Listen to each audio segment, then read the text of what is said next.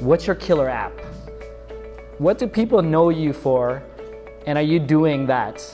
One common thing that I hear on my podcast from all execs, this is the first podcast I've been on. So if you're ever thinking about doing a podcast, look for a story that you could share. So what are some difficulties you actually faced when you got started? I mean, was there anything at all that you found a challenge? In terms of challenges, I think it was a matter of who wants to listen to me talk, or how am I going to get people to speak to me and go from there. So it's surprising when you ask and you're transparent to your network and say, hey, I'm launching something. What do you think about this? And do that. Probably in the January, I reached out to my network and I told people, who do you know who runs a podcast? And I probably was able to have interviews, not interviews, like coffees or phone calls with people who were happy to help and say, oh, this is why, these are the pros and cons of doing a podcast.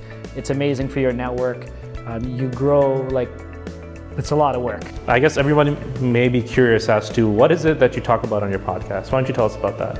I wanted to talk to either entrepreneurs that scaled up or executives that moved up into the ranks, and like if they're a Fortune 500 company, how did you become CEO? What did you do? Or how did you grow your company? So the stories are a little different, but there's a lot of underlying things that are happening there, learning how to communicate, learning how to get your team in check and talk to people.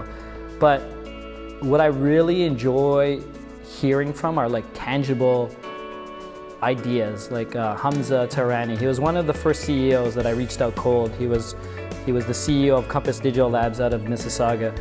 And he had told me when he was at TELUS,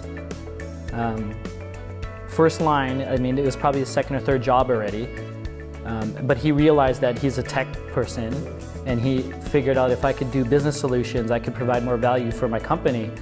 So what he shared on my podcast, it still resonates with me, and I have a fast forward to that story after. But what he did was he went into every director and said, Prince, what's your goals this year, and how can I help you? I mean, imagine you're a director or a VP or a CEO, whatever, and some young, cocky kid comes in and says, what's your goals? You may or not have time for him, but you'll remember that person, right? So he was on he rocket shipped after that. How does your podcast stand out from other leadership podcasts? Because there's so many out there. They may or may not all sound the same. So how do you really make yourself different and unique? I mean, it's back to the point I just said. My guests are quote unquote people in the trenches, people leading companies, people who don't have an ego. I was surprised when I launched my podcast.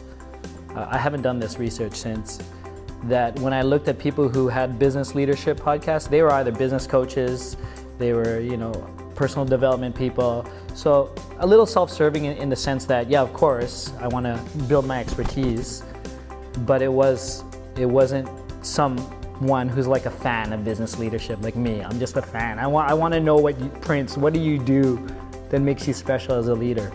Tell us that story, or tell us what was the biggest challenge or the toughest decision you had to do that made you actually elevate yourself. Like asking those questions versus asking a business coach that. Like, they are trained to tell you that, right? What is one piece of advice you would give them when they're running their own business? What should they be doing? Is it creating a vision board? Is it going out there and hustling? What is it?